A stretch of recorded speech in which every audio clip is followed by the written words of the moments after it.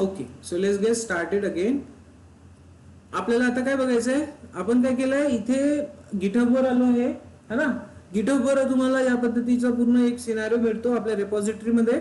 आता इथे थोडासा ट्रॅक करतोय आपण. हा चेक करा, आपण सिस्टम मध्ये कोणती कमांड यूज केली आहे, गिट लॉग. कशासाठी, लॉग चेक करण्यासाठी. गिट कमिट दिसत आहेत आपल्याला. हा कमिट म्हणजेच काय आहे, तर आज तुम्ही जे काम केलं आहे ते या पर्टिक्युलर आयडी ने सेव्ह झालेलं आहे आणि पर्टिक्युलर मेसेज पण काय त्याला, गिटहब रेपो समथिंग. ओके, आणि ह्या दोन गोष्टी कशा तुम्ही ऍड करणार, रिमोट ऍड. कशा ऍड करणार, गिट कॉन्फिग युजर, गिट config hyphen user dot name user user dot email. बघितलं आपण. ओके, तर हे झाल्यानंतर आता आपल्याला काय करायचं आहे, हे इथे कसं दिसणार, तर इकडे बघा रेपॉझिटरी गिटहब रेपो दिसतो इथे.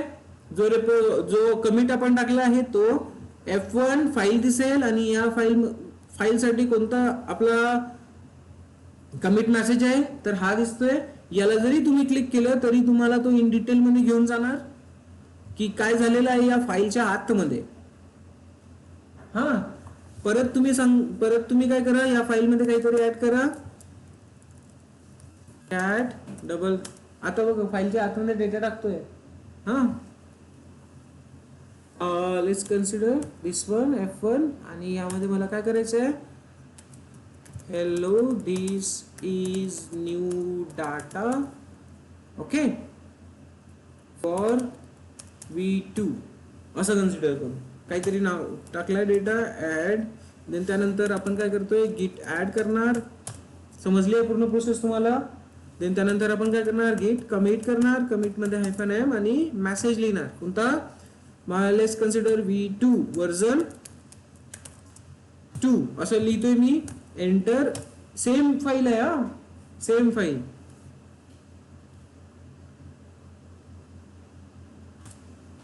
काय झालं,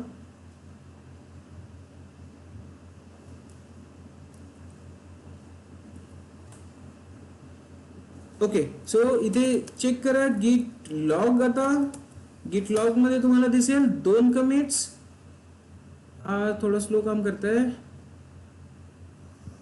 हा, सी हिअर नाव आपला दुसरा कमिट सुद्धा झालेला आहे आणि सेम फाईल मध्ये काय दिसतंय आपल्याकडे, आपण सेम फाईल मध्ये दोनदा डेटा टाकलेला आहे. पहिल्यांदा या कमिट मध्ये एक डेटा आहे आणि दुसऱ्या कमिट मध्ये दुसरा डेटा अवेलेबल आहे. हा, ठीक आहे.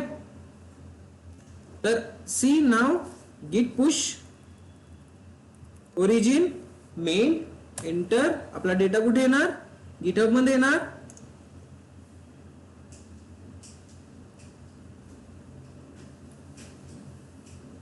सो याला रिफ्रेश करू, वापस येऊ इकडे आणि इथे रिफ्रेश करू. ठीक आहे, डेटा पुश झालेला आहे. तर आता बघा इथे वर्जन 2 म्हणून दिसेल. जो आपण सेकंड मेसेज टाकला ना तो फाईल काय, सेम फाईल आहे. इथे बघा जे आपण इथे लॉग मध्ये बघितले ना या 2 कमिट्स, सी दिस 2 थिंग्स, यांना पर्टिक्युलर आयडी आहे. करेक्ट. तर हे आयडी इथे तुम्हाला इथे दिसतं. स्टार्टिंगचे 6-7 लेटर्स कॅरेक्टर्स. ठीक आहे. देन 1 मिनिट अगो कधी झालंय ते, आणि ते दोन्ही कमिट्स तुम्हाला एकसाथ बघायचे असेल तर तुम्ही इथे क्लिक करा. तुम्हाला दोन्ही कमिट्स मिळतील. कोणत्या कमिट मध्ये काय काम केलंय तुम्ही ते पूर्ण ट्रॅक करू शकता. क्लिअर. आता गिटहब पहिल्या कमिट मेसेज मध्ये तुम्ही काय केलंय, सर एक लाईन टाकलेली आहे. ठीक आहे. इथे चेक करणार तुम्ही, चेक काही कमेंट वगैरे ऍड करायचे आहे का, कमेंट पण ऍड करून टाकू शकता इथे की हा बाबा ठीक आहे, हा काही काम असेल तर इथे आयडेंटिफिकेशन साठी तुम्ही लिहू शकता. नेक्स्ट दुसरं याचा आयडी पण दिसेल आपल्याला इथे. यामध्ये काय काम केलं आहे ते चेक करायचं असेल, सी प्लस वाला साइन दिसतोय, म्हणजेच हा डेटा तुम्ही या कमिट मध्ये ऍड केलेला आहे. होतंय का प्रॉपर ट्रॅक, है ना. काल काय केलं, आज काय करतोय, प्रॉपर ट्रॅक होत आहे. तर त्यासाठीच आपल्याला गिट आणि गिटहब दोन्ही सोबत यूज करायचे असतात. गिटहब करा किंवा गिटलॅब करा किंवा बिटबकेट करा, सिनारिओ सेम राहणार. क्लिअर झालं आता हे कमिट्स कसे चेक करायचे समजलं. ओके. देन इथून जरी आता लेट्स कन्सिडर करा हा जो सिस्टम आहे, हा सिस्टम आहे, इथे काय करतो आपण, इथे पण आपल्याकडे क्रिएट फाईल आणि अपलोड फाईल दिसत आहे. आपण गिटच्या आणखी एक्स्ट्रा कमांड्स बघून घेऊ. इथे काय दिसणार, क्रिएट न्यू फाईल. आता लेट्स कन्सिडर करा एक प्रोजेक्ट आहे, या प्रोजेक्टमध्ये एकच व्यक्ती काम करतो का, नाही. आता ही रिपॉझिटरी जशी आपल्या सिस्टम मध्ये अवेलेबल आहे तशीच दुसऱ्या कलिगकडे पण असेल, बरोबर. एक माझ्या लॅपटॉप मध्ये आहे, एक ब्रिजितच्या लॅपटॉप मध्ये आहे. मी इथून आता काम केलेलं आहे, F1 नावाची फाईल टाकलेली आहे, करेक्ट. आता ब्रिजेसचं काम आहे, ब्रिजेस काय करतोय, इकडे या गिटहब मधून काय करणार, एक फाईल क्रिएट करणार. हे ब्रिजेस काम करतोय असं कन्सिडर करा, ठीक आहे. क्रिएट फाईल और डायरेक्ट आपण अपलोड पण करू शकतो. हा ग्राफिकल एन्व्हायरमेंट झाला. सो फाईल बघा इथे क्रिएट करतोय, hello this file from काय म्हणतो त्याला, ब्रिजेश, ठीक आहे. दिस फाईल क्रिएटेड बाय ब्रिजेश असं लिहू आपण. झालं, ठीक आहे. तर आता इथे कसं कमेंट करणार, तर इथे बघा हा वरती मेसेज द्यायचा आहे. इथे मेसेज देणार बाय ब्रिजेश. क्लिअर आहे. नाव डाटा आपला इथे ऍड झालेला आहे. अगेन तुम्ही काही डाटा टाकू शकता. कॅन्सल करायचं आहे कॅन्सल करा किंवा याला कमिट करा. इथे ऍडचं ऑप्शन नाहीये. आता इथे स्टेजिंग एरिया येणार का, नाही. इथे स्टेजिंग एरिया येणार का, नाही. इथे डायरेक्टली काय होईल, आपला कमिट मेसेज जाणार, ठीक आहे. तर इकडे बघा direct commit message create by, commit message join create by bridges and then simple, sorry इथे काय दिलेलं आहे, पण फाईलचं नाव दिलेलं आहे. हा, फाईलचं नाव मध्ये मी आता हायफन असं ब्रिजेश फाईल वगैरे काय लिहितो, असं लिहितो. आणि हा त्यात मधला कंटेंट झाला. आता कमिट करताना कमिट मेसेज काय दिलेला आहे, क्रिएट ब्रिजेश फाईल. सी, तो स्वतःहून त्याने एक मेसेज जनरेट केलेला आहे. बट तुम्हाला जर चेंज करायचा असेल तर तुम्ही चेंज करू शकता. कमिट मेसेज त्यांनी स्वतःहून जनरेट केलेलं, आपल्याला टाईप करायची पण गरज पडली नाही. तेवढं लॉजिक लावलंय त्यांनी. But if you want to add description you can add here and commit directly to the main branch. Okay, so commit the changes. हे काय केलंय आपण, ग्राफिकली केलंय. कुठून, गिटहब वरनं. सी, दुसरी फाईल झाली ऍड. बट हे कोणी केली, ब्रिजेशने केली ना. आपल्या लॅपटॉप मध्ये आहे का, नाहीये. आपल्या लॅपटॉप मध्ये नाहीये. इथे दिसतंय का कुठे, नाहीये. मग आता हा जो अपडेटेड डेटा आहे हा आपल्या सिस्टम मध्ये घ्यायचा कसा, तर त्यासाठी आपण कमांड यूज करणार कोणती, git pull. कोणती कमांड, git pull. पुश करताना कुठे जाणार, गिटहब वर जाणार. आणि पुल करताना काय होईल, गिटहब वरनं इकडे येणार. बट हे लक्षात ठेवायचं, तुम्हाला क्वेश्चन्स केले जातात, क्लोन वर्सेस पुल. आता मला सांगा, क्लोन करताना आपण काय केलं,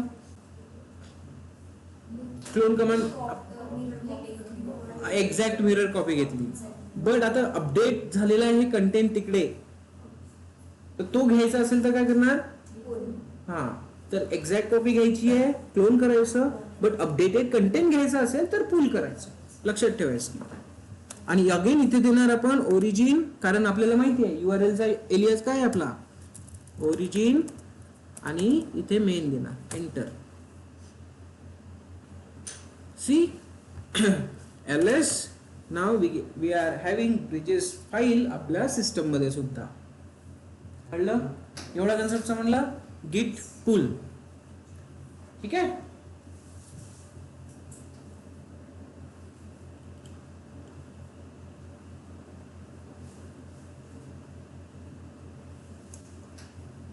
आता इथे आपल्याला दिसेल गिट पुल पुश झालं आपलं आणि पुल पण झालेलं आहे. इथे दिसेल तुम्हाला गिट फेच. काय दिसतंय? गिट फेच. तर इथे जेव्हा आपण गिट फेच काय करतो ते बघावं लागेल आधी. गिट फेच करतो रिमोट मधनं अपडेटेड डेटा, छोटे मोठे जे काही अपडेट असेल ते आपल्या लोकल लॅपटॉप मध्ये. आलं का लक्षात? रिमोट मधनं आपल्या लोकल लॅपटॉप मध्ये ते काय करणार? Fetch down all the branches from the गिट रिमोट. तर आता हा ब्रांचेसचा कन्सेप्ट क्लिअर झाला की तुम्हाला फेच पण समजून जाईल. सो गिट फेच इथे ऍड करायची कमांड. एवढंच लक्षात घ्या की काय होईल, तो डेटा कॅप्चर करायचं काम करेल. कुठून? रिमोट रिपॉझिटरीवरनं. ओके. आणि गिट पुल काय करतं, तर अपडेटेड कंटेंट डायरेक्टली आपल्या रिपॉझिटरी मध्ये वर्किंग मध्ये घेऊन येतो. तर डिफरन्सेस कसे विचारले जातात कंपनीज मध्ये? क्लोन पुल, पुल फेच. पुल आणि फेच मध्ये काय डिफरन्स आहे, क्लोन आणि पुल मध्ये काय डिफरन्स आहे, कळलं? नेक्स्ट, फेच आणि मर्ज मध्ये काय डिफरन्स आहे? मर्ज. आलं लक्षात? सो आपण काय करू, ब्रांचिंग स्ट्रॅटेजी बघू. ठीक आहे. आता तुम्हाला इथे दिसतंय सगळीकडे ब्रांच ब्रांच है ना. हे सर ब्रांच काय आहे? ब्रांच काय आहे? आता लेट्स कन्सिडर करा तुम्ही एखादा बँकेत जाताय है ना. बँकेचं हेडक्वार्टर कुठेतरी असते आणि हेडक्वार्टर कुठेतरी असते, त्याच्या छोट्या छोट्या ब्रांचेस पुऱ्या सिटीमध्ये पसरलेले असतात. करेक्ट आहे? होतात ना असं. Karvenagar branch, Kothrud branch, Warje branch असते की नाही. तर इथे सुद्धा सेम पॅटर्न यूज होतो गिट ब्रांचिंगचा. चेक गिट ब्रांच.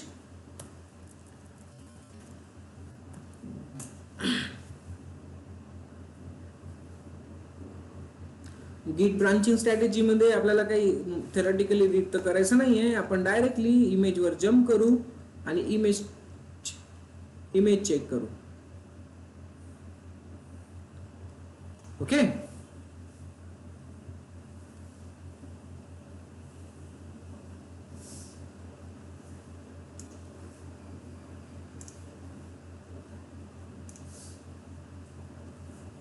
सो बघा, ब्रांच म्हणजेच काय असते, एक असणार तुमचा ऍक्च्युअल पूर्ण जो डेटा कॅप्चर करून ठेवणार आहे मास्टर किंवा हेडक्वार्टर कन्सिडर करा बँकिंग वाला. हा, हेडक्वार्टर. त्यानंतर जेव्हा तुमची एखादी ब्रांच निघती, ब्रांच म्हणजेच एखाद्या बँकेची जेव्हा एखादी नवी ब्रांच ओपन होतीये, तर त्या ब्रांच मध्ये कोणत्या कोणत्या फॅसिलिटीज असतात? सगळ्याच असतात. ज्या होय हेडक्वार्टर मध्ये असेल त्या सगळ्या फॅसिलिटीज कुठे अवेलेबल होतात? ब्रांच मध्ये, लोकल ब्रांच मध्ये, लोकल आपल्या एरियाच्या ब्रांच मध्ये. राईट. तर इथे पण ब्रांचिंग स्ट्रॅटेजी सेम काम करणार. कसं?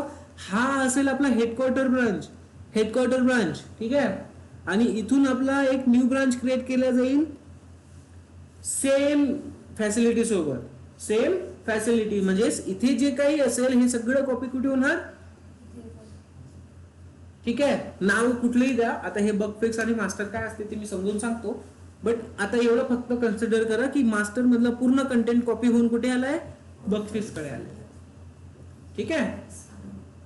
एवढं पर्सन लक्षात. आता इथे आपल्याला काय करायचं आहे, तर आपण आपल्या मॉडिफिकेशन करणार, आपण आपले चेंजेस करणार. व्हॉट एव्हर तुम्हाला चेंजेस करून बघायचे आहे, टेस्टिंग करायची आहे, किंवा काही इश्यू आहे तो त्याला फिक्स करायचा आहे. हा, बग फिक्स म्हणजे काय असते, काही इश्यूज असेल तर त्यांना रिझॉल्व्ह करायची कोशिश करणं. कळलं? तर बग फिक्स ह्या ब्रांचचं नाव कन्सिडर करा आता. आणि इथे काय केलंय, एक्झॅक्ट डेटा मास्टर कडून कॉपी झाला आहे आणि ह्यावर तुम्ही काय करताय, आता मॉडिफिकेशन करताय, चेंजेस करताय, त्याला रिझोल्युशन करताय. कळलं? रिझोल्युशन झाल्यानंतर तुम्ही काय करणार, त्याला कमिट करणार. सगळे कमिट करणार कुठे? याच ब्रांच मध्ये. कळलं?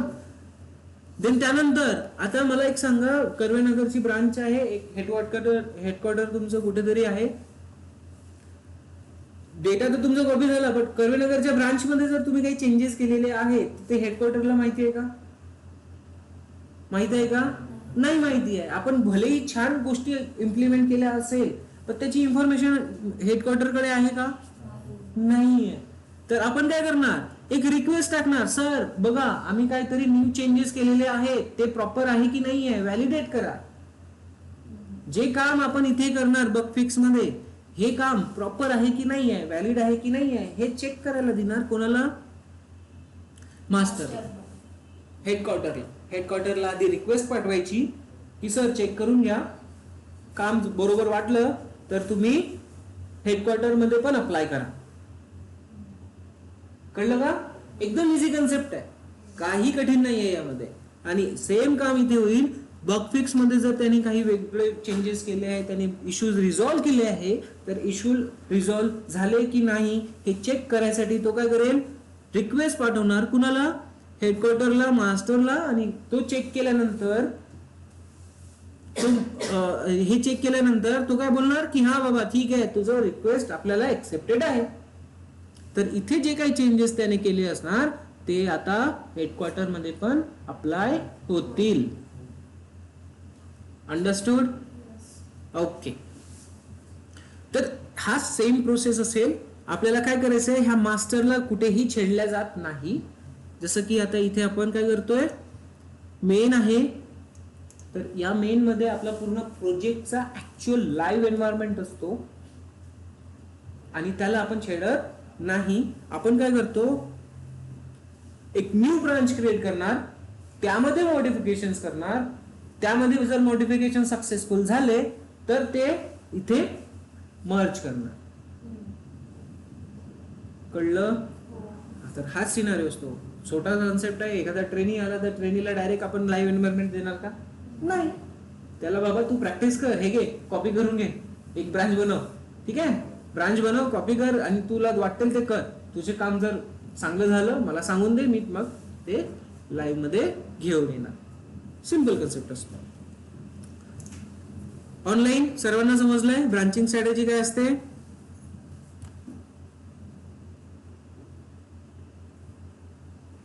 Very good. तर आता ही बग फिक्स वाली तर समजली. आता हे फीचर्स वाली काय आहे? बग फिक्स म्हणजे काय आहे, तर इश्यू रिझॉल्व्ह करायचे असतात.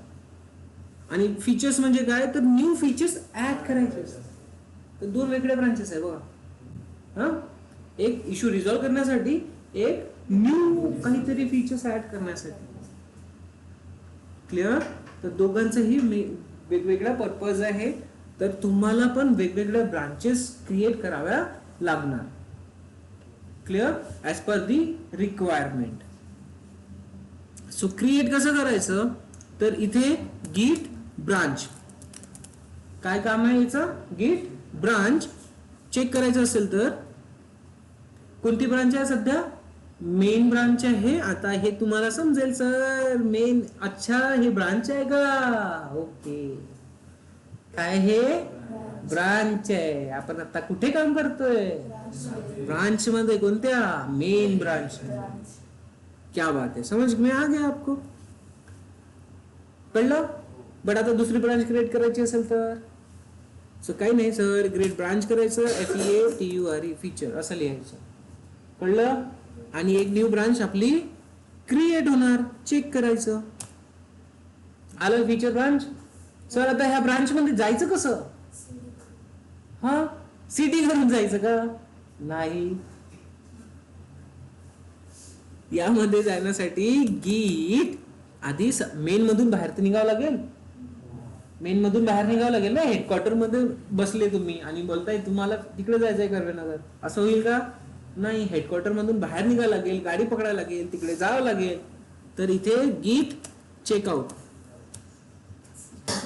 आधी चेकआउट करायचं मेन मधनं आणि कुठे जायचं? ब्रांच कोणत्या? फीचर मध्ये. So git checkout. आणि चेकआउट झालं, कुठून चेकआउट होईल? मेन मधनं जायचं कुठे? फीचर मध्ये, FEATURE feature. Enter. So switching to branch feature, see here feature मध्ये आलोय आपण, क्या बात आहे. पण इथे काय पाहिजे आपल्याला, एक्झॅक्ट कॉपी पाहिजे. आहे दोन्ही फाईल अवेलेबल, आलेत की नाही. आता इथे काय करू आपण, गीट, आपण इथे काय करू, एक फाईल ऍड करू. फाईलचं नाव असेल FEATURE फीचर फाईल समथिंग, ठीक आहे. फीचर फाईल असं नाव देतोय आणि काहीतरी ऍड टाकतोय, hello this is new added data something, ठीक आहे. एंटर. फाईल झाली आपली बनून, फाईल झाली ना बनून आपली. आता ही फाईल आपल्याला या फीचर ब्रांच मध्ये काय करायचं आहे, ऍड करायचं आहे. तर git ऍड. आता बाकी पूर्ण प्रोसेस करा तुम्ही. git commit -m काय करणार, FEATURE फीचर फाईल ऍडेड असं काहीतरी डेटा देतोय, मेसेज देतोय. क्लिअर. नेक्स्ट काय करणार, एंटर. आता थोडं ट्विस्ट आहे, git पुश करणार ना, ओरिजिन करणार, बरोबर. बट आता हा डेटा आपल्याला गिटहब मध्ये कुठे टाकायचा आहे, गिटहब मध्ये तर मेनच आहे. आता हे कसं चेक करायचं, इथे बघा हे मेन दिसतं. तर ह्या असतात तुमच्या ब्रांचेस. ही ब्रांचेस मध्ये कोणती ब्रांच आहे, मेन, हे डिफॉल्ट आहे. पण आता आपण काय ब्रांच केली आहे, क्रिएट फीचर्स. आता ही ब्रांच इकडे अपडेट करायची आहे आपल्याला. तर इथे जर आपण मेन लिहिणार तर हा डेटा कुठे जाणार का, मेन मध्ये. पण आपल्याला मेन मध्ये पाठवायचं आहे का, नाही. आपल्याला कुठे पाठवायचं आहे, तर ही फीचर एक न्यू ब्रांच इकडे क्रिएट होणार. एंटर.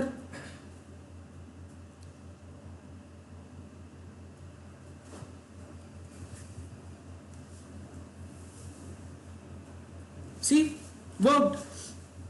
आणि तो इथेच तुम्हाला इन्फॉर्मेशन पण सांगतोय, created a pull request here, this is nothing but to add this आणि न्यू ब्रांच फीचर. क्लिअर आहे. ओके. सो आता हा डेटा कुठे आला आहे, इकडे. पण इथे दिसतो का, see feature had recent push 28 seconds ago. आणि इथे ब्रांचेस मध्ये 2 काउंट झालेला आहे, दिसतात. आणि मेन मध्ये अजून एक फीचर दिसेल. फीचर मध्ये जायचं, आपल्याला काय दिसणार, एक फीचर फाईल दिसणार. आणि फीचर फाईल कुठे दिसतंय, फीचर मध्ये दिसतंय, मेन मध्ये दिसतंय का, नाही. तर आता ते कसं करायचं ते बघू नेक्स्ट सेशन मध्ये, ठीक आहे. का इंटरेस्टिंग.